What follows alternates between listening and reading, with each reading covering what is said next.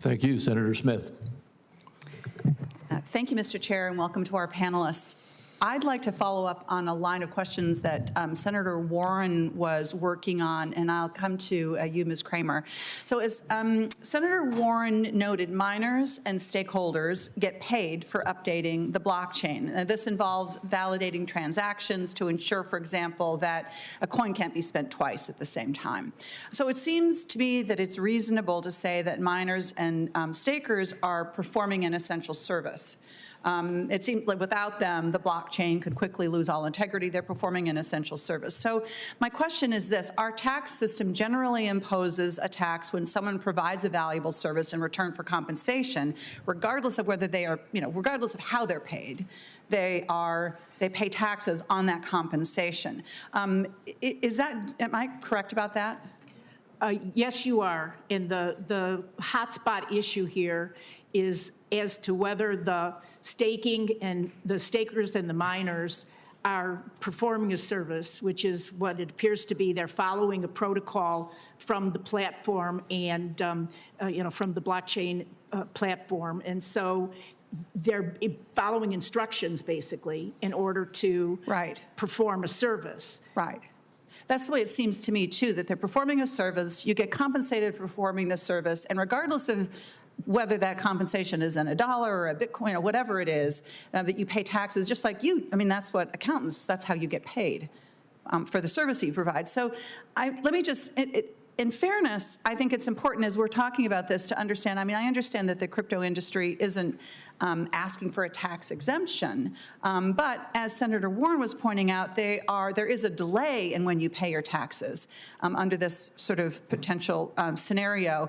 And of course, there's a benefit to deferral of your taxes. Could you just talk a bit about that and what that looks like? Well, if you don't have to pay tax today, then you have an advantage because you're basically getting a tax subsidy. Right. You delay, and then you get a benefit as a result of that delay. That's right. Correct. That's the way I see it too. I also want to get at this. I think there's a bit of a misconception about this idea that sort of anybody can mine or stake cryptocurrency. I remember when this was just getting off the ground a few years ago, and there was like the image of the kid in their basement with a computer doing mining. But in reality today, both mining and staking are highly competitive. Is that right? And they require often big chunks of capital in order to do this. Am I right about that? That's true, although small participants are able to participate through partnerships or joint ventures or through Coinbase. You might end up pooling or in some way coming together in order to participate, but it just seems to me that if you are allowing for a deferral of paying taxes, that is a way of actually benefiting, the big guys just as much as it's benefiting, and maybe probably more than the little person who's trying to get going here. Is that how you see this? Most of the benefit here is going to the big guys. Well, the benefit is going to be going where the capital is. And right. The capital is going to be with big. Exactly. The big guys. Exactly. So yes, that's true. Exactly. Ms. Nellen, I have a question for you. And this has been, I know that folks have been talking about this on the committee today. Under the Foreign Account Tax Compliance Act, taxpayers with at least $50,000 in certain foreign financial assets need to report them on their tax return, right? But however, there's some questions about if these requirements would extend to digital assets. If Americans don't report on their foreign assets, of course, it makes it a lot easier for them to avoid paying taxes. So my question is this: if it's relatively easy for U.S. investors to get around geographic restrictions and to trade on foreign crypto exchanges or transact with foreign crypto wallets, if we take that into consideration, how should we be thinking about these reporting requirements to eliminate that incentive, that perverse incentive?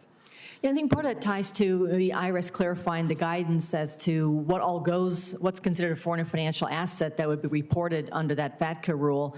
To be explicit, when would your digital asset, which is just out there in the ether, when would it be considered a foreign asset? Because it's being acquired from a foreign exchange. So I think just more clarification on that would make sure it was reported. I'm guessing some of that actually is getting reported by practitioners and taxpayers today, but I think just more clarity from the IRS on what would fall under there. Right. Less clarity equals more opportunity to avoid. Or just overlooking it. People just might, I mean, I think sometimes people might not even be aware They that might not even they've know. got a foreign, or the preparer might not be asking the questions because of the complexity of how they might own these assets. Thank you. Thank you, Mr. Chair.